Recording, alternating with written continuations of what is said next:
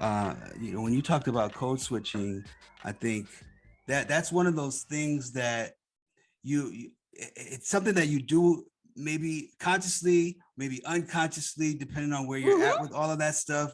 But you do it out of necessity. It's a survival technique, Right. and so Hmm. in an effort to survive, actually um, being a detriment to my health because I'm ignoring myself.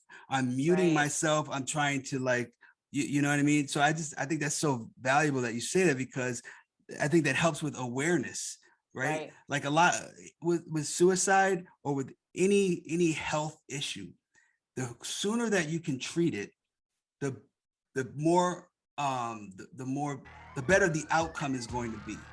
Um, and the other thing is when looking at the warning signs are very individualistic. They're Right. very There this you is go.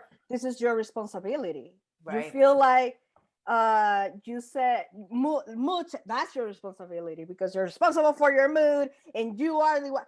But when we look at the social cultural or the social justice perspective, we are actually moving responsibility to a system too, right? When talking Right. about code switching, we talk about it's a survival tool for a reason. It's because we are in a white supremacy. Basically, we are living in a system that Mm-hmm. forces specifically Black, Latino, Latinx people to not be who they are, like literally. Mm-hmm.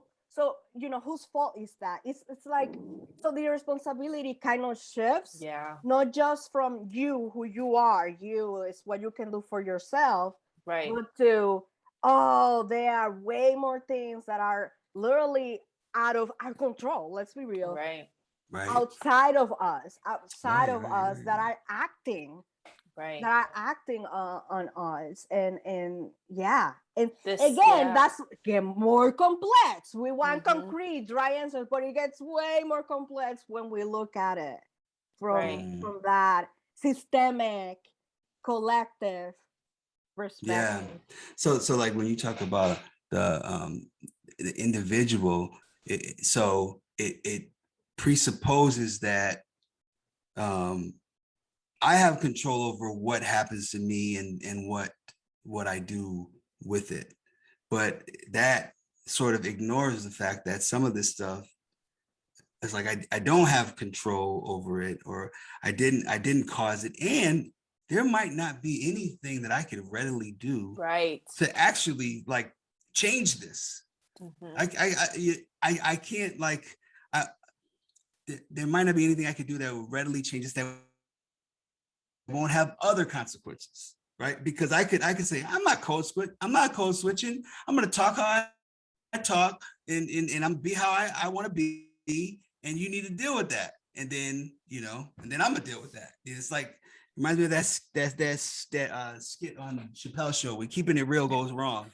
I don't know if you ever Yeah. saw that, but that was a funny thing that happens. Funny way of looking at like, yeah, you have to like conform, but it eats Right. at you, and there's only so much you can do as an individual about it. Yeah. I mean, I Mm. see a lot in society about like self-care and like, things Yeah. you as a person can do to improve your mood, your circumstance, or whatever. Like, go back to school, get a degree, you'll have a better job, you'll feel better. All of these things that are really targeted to the individual. And I think that Mm-hmm. there's so much value in zooming out and thinking about the community or the system. And it makes me think, Isabel, of a previous conversation we had about like the difference between self care and like communal or community care, and like how we can support Mm. folks who are like experiencing suicidal thoughts or suicidal ideation, um, in a way that is not targeted and saying, here's what you can do, here's, it's the Mm. responsibility is on you to fix your suicidal thoughts or to fix your mental health or to bring yourself back up. How can we zoom out a little bit and provide more community or communal care options for people who are experiencing that? And I think I remember you saying that you've talked about this as well in some of your trainings and offerings about just different ways to support folks who are feeling this way than the typical hospital or the typical system, and falling through on those system steps. I'm just wondering what your thoughts are on that too. Yeah. So I I don't promote self-care. And people are like, what? What? Like, I don't like it. I'm sorry. Because here's the thing about self-care, the way that it is marketed, the way that it is promoted, it's almost like, first of all, it's your responsibility. Forget about holding accountable the system. You hold yourself accountable.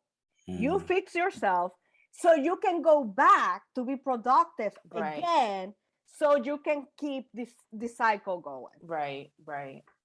And I cannot do that because I want to disrupt this cycle. Yeah. I want to disrupt this idea that the more you do, the better you are. Everything is about quantity, and everything is about your worth is attached to how much you produce. And that many times that's what self-care sells. Like, you take care of yourself so you can go back to do more, because that's the reason. I guess that's what makes life worth living. Apparently, Doing I don't more. like that. I don't like that. That's why. That's why I started to. Okay, so what are the alternatives here? I don't like this. And that's when I found out about community care, collective care, which focuses more on the idea that we are all dependent on each other. There's interdependence here. So one of the messages that I like about community care is that there are a lot of things that we do by ourselves that are not meant to be done by ourselves. And we have so many expectations. So for instance, we are washing dishes. Why are we doing that by ourselves? Why can't I wash it and somebody else dry them? Like what? Like laundry, like all of these different things, tasks, very like very common task. I don't think they're supposed to be done on our own. It's just that we have been conditioned to think that no, you do. If you are a productive adult. You're supposed to clean this apartment on your own, the whole thing. Yeah, that's not. But I don't think so. I think there are many things that are supposed to be done in community, but we have been conditioned to think no, the individual.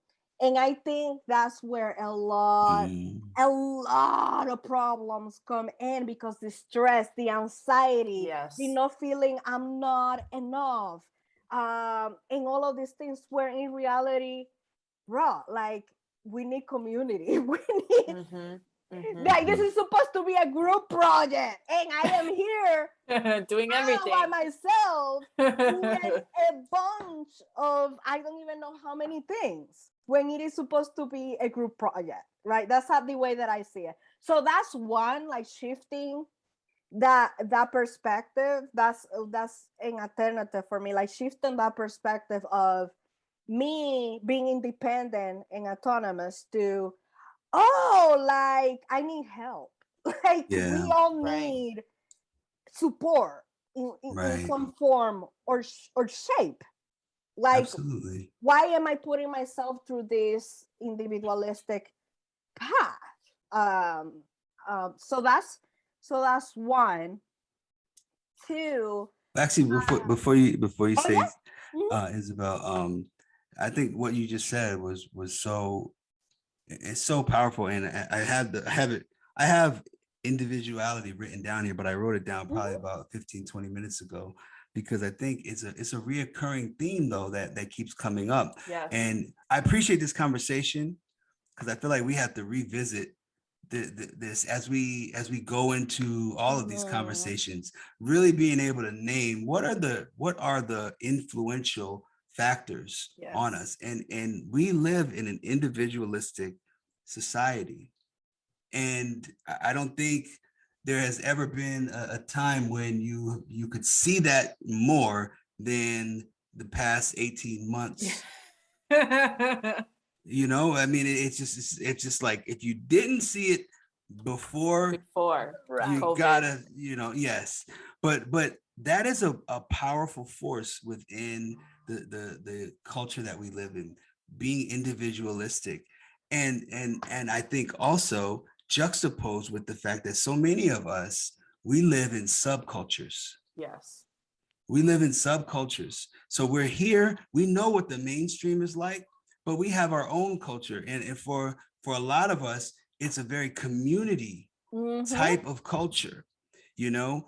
And like you spoke to in the beginning, some of that, you know, can work against us, but there's also strength in that. So I really appreciate what you're saying, because I think this more than anything is it an illustration of why we need diversity of voices and diversity of thought. Because for someone like you or for someone like me, our upbringing, the cultural thing, the community thing, that just kind of comes maybe more naturally because we've seen it. It's a part of our subculture that we live in. And for others who aren't in that subculture or just more immersed into the mainstream culture, individualism is what they see, what they know, and it's a hard thing to break, you know, just even cognitively, to like consider that there's safety in community, you know, that there's positive things that can come out of communal approaches, and everything doesn't have to be individualistic. So you know, that's a great point, especially because there was research done about, you know, suicide rates, and they found that single Black mothers have low rates of suicide. And you think about, like, how is that possible? First of all, being Black in this country, Right. again, we already talked about this. That's hard. Then you single, as in, because when you hear single, you're like, okay, so there's no partner, so then that means a harder time taking care of this child, right? Oh my gosh, You have this image. But why you say low? Because the social support, because the family, the cousin, the aunt, the uncle is like, let me take care. It's okay. Let me take care of your child while you go to work or whatever, or something like that. Like which is the magic of how complex this is. Yeah. Because this mother is you know, single, or is raising the child by herself, then the community around her might come through, might actually be like, oh, let me do the groceries for you, or let me, and that obviously that the rates of suicide become lower, or the risk, or the possibility of thinking about suicide goes down. And I'm like, that is like, holy crap. Like how that the community showing up, showing up is amazing. Like the power of that is quite amazing. But of course it's more complex than that. But I thought that the research was very eye-opening for me. But it's very eye-opening that community showing up was one of the things that lower. Well, it's out of necessity too. I mean, you know, I think if you are a part of an oppressed group, you can't really move like on your own. Because what connections do you have? Resources are already scarce. Opportunities are already limited. So you have to move as a collective. You have to move as a community, because it's like you don't have the privilege of just saying, I can just do everything myself and be an island unto myself, and I can go into any place of employment and I can stand on my own too. You know, you can, if you have privilege, you can go in and you have a great Right. chance of like, if you know, if you're white and you have a name a certain way, you know, like you can go in, like they're gonna look at Don Smith's resume before they look at DeJuan Smith's resume. That's just a Yeah. fact. That's just a Yeah. fact, you know. Right. So to be an individual is much more of reality. You can actually do it, but when you're in an oppressed group, it's really it's already hard to do Yeah. it. You need community. You need community. Yeah. And going back to the to the rates, why middle-aged men, we know they have a high rate Right. of suicide, and people are like, well, how is that? Because there's white privilege, there's the advantages, the blah blah blah, and I'm like, individualism. Yeah. And of course you add the patriarchy there, but think about it, why men are I'm generalizing here, are lonely people. I don't know, they might having so much power, you lose things when you might have all the economic, social, whatever power, but you lose many things in that journey. And one of them is community, is collectivism, because white supremacy norms say if you succeed on your own, even better, even the greater rewards, even the greater admiration.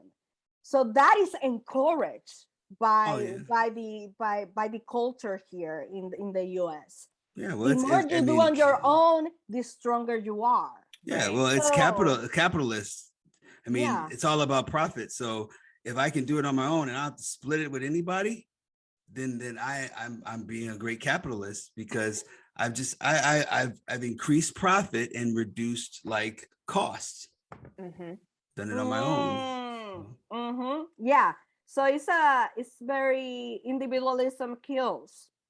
Point blank, it kills. It's a huge toll on our mental health, and I appreciate this conversation, because I think, again, it really just highlights how there's so much that we can gain from each other and learn from each other, truly. Like, we don't living ostracized, living separately, and all this stuff, like it hurts. It hurts, because community is important. And then also, I think there's an aspect to individualism that is helpful in this context. Like, for example, what you were sharing earlier, I find in doing this work, when it's much more likely that a white parent will, if their child is struggling with suicide, they will not have the response that, what you described. It's like, oh, you need to get my child help. They need help. They need this, and it's like, but it's not like everybody doesn't need to know.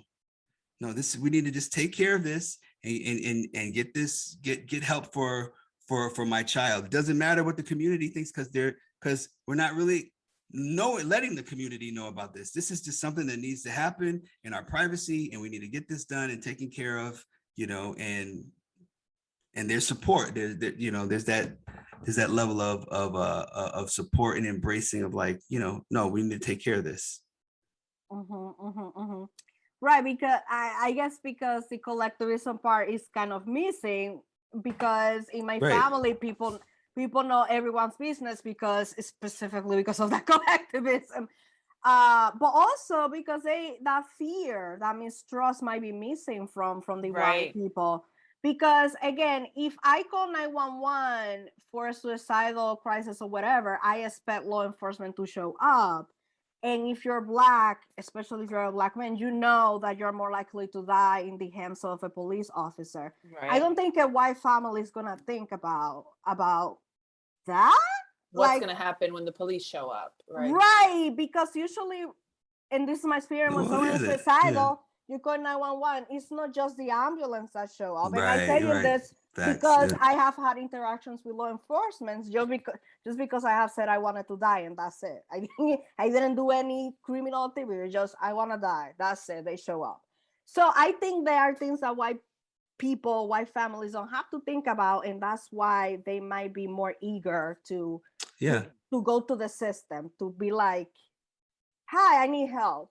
In comparison to a Mhm. Black, Latino, Latinx, Yeah, family. you definitely, well, there's more of a trust that you're gonna get the care. You're gonna get care. You're gonna be Right. taken care Right. of. You're gonna be taken care of.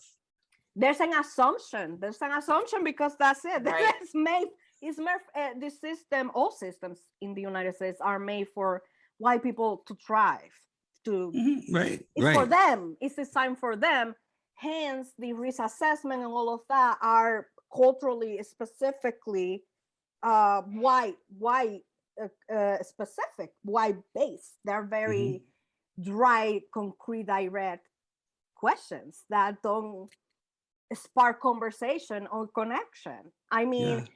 if we talk about, for instance, indigenous Native American cultures, one question that is asked, if we're gonna go to the social justice route, is, have you stopped dancing? Have you stopped singing?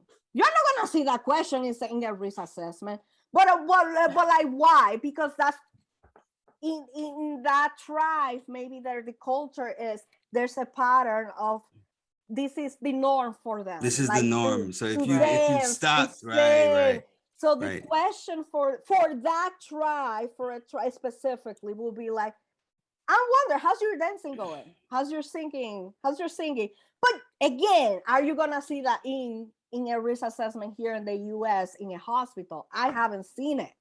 Yeah. So again, the system is made for specific type Yeah. of people, aka white people. So Mhm. so part of the work that I'm doing is kind of uh, trying to, I guess, disrupt that idea that there are different ways of doing this work. There are different ways of helping people, of supporting people, and I think it's possible. It's just Mhm. that we need. I cannot do it on my own. Hence Right. the community, right? The community care Right. piece, right? Is Mhm. basically moving forward together. So it's like, how do we move forward together, knowing that we are operating under a system of oppression? Basically, Yeah. that's Yeah. the Yeah. that's So the idea. so in that vein, what advice can you give to students as far as how they can support their peers or others in their community? When we're talking about friends and loved ones, supporting them around mental health and even opening up conversations about suicide. Like, what kind of input would you give to students? I think the very first step is talking about, how do we want to take care of each other, like having an actual open conversation about, hey, just Mm, wondering, mm. when you're feeling this way, can you think of any of the, what are the things that I can do? How can What I are the things? support you? Yeah, like literally, how can I support you? And like, being intentional about it, like, Yeah. Mhm. even Right. having co-words. I love co-words because it honestly makes the thing goes, the intimidation, the awkwardness kind of gets interrupted with co-words, because it's like, how you feeling today? And I say, red. It's Mm. red today. So red is like, oh, it's bad. Like, Right. okay, Right. No, that's good. That's good. okay. So because it's already talked about that these are things Right. Yeah. Yeah. Yeah. No, that need that's to happen when I'm red, right? And right. it's like, and it makes it so much, I feel it makes it less intimidating and Yeah. Absolutely. there's like less fear, because you already have like this back and forth. You already kind of It's know. already established, and Right, you're not right. you know you're proactive, you've been proactive with it. So you're not guessing or worried about guessing or feeling like I don't want to, they're trying to help me, but what they're saying is just not what I need right now. You know what I mean? So, it's sort of like it's taking care of each other proactively. Pre-crisis. Yeah. Yeah. Before it happens. And I love the code word because it's just like, sometimes you don't want to go into everything, Right. but just like red. Okay, it's red. That's what I'm Red, at right now. right. And like, yeah, I know. Okay, I know what that means. Okay, all right. Like red can be like Christ, like I'm done, right? And That's green, helpful. That's helpful. and green can be like maybe I'm feeling down and I need someone to listen. Again, it depends on the person, like how they want to define right. code. And no, that's a great practical. And then, and then it shouldn't be one-sided either. If like, then the other person should also have their code and their stuff. Like, I think I love it. I love it. I love I think it's creative too. I think it's I don't know. I think no, I like that. I just like that type of interaction. And then there's something that has been happening a lot in my community, and I haven't done it yet. But there are care packages, like people are literally building, like maybe they have a basket or a box, and then they put their like the favorite things, like that person's favorite candy or whatever, and then they send them and then there's like, oh, I got a care package, and it's like, what? And it's basically saying, I see you. And you're important to me.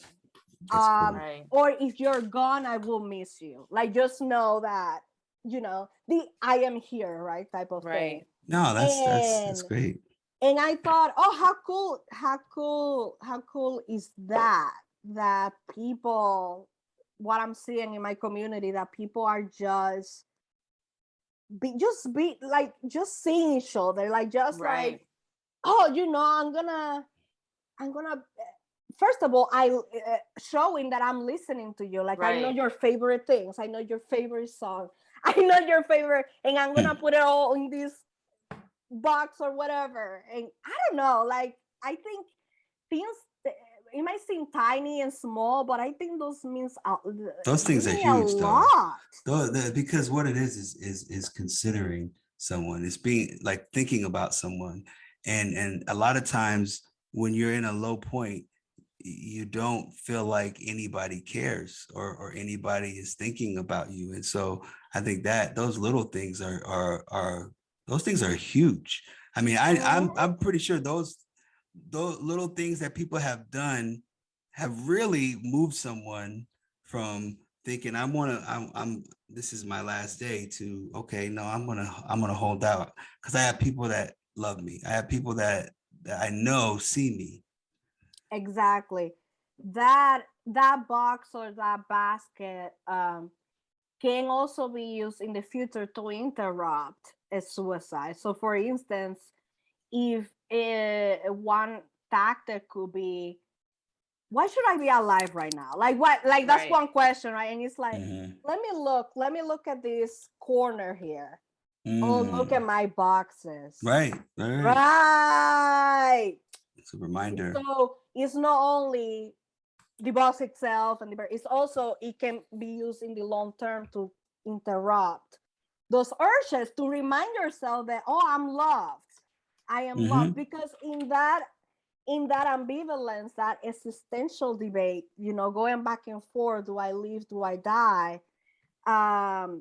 It's tunnel vision. I am not thinking about my mom who loves, I'm not thinking about that, it's so looking at those care packages or whatever, or memories or pictures, whatever it is, might pull me back, might ground me, and then I'm like, oh, right.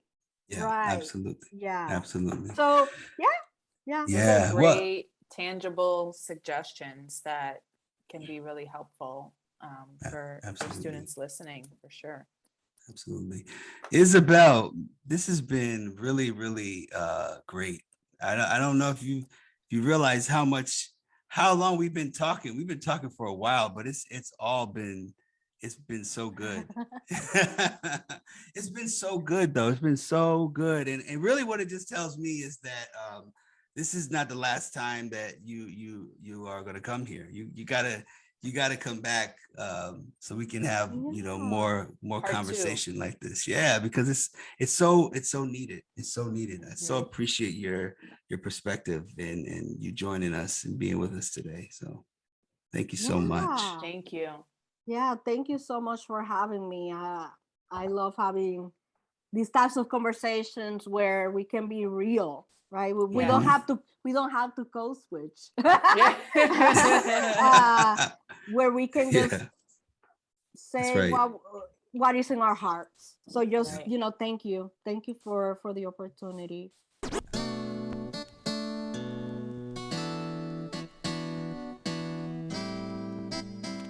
So this wraps up actually our first official episode of Always Forward.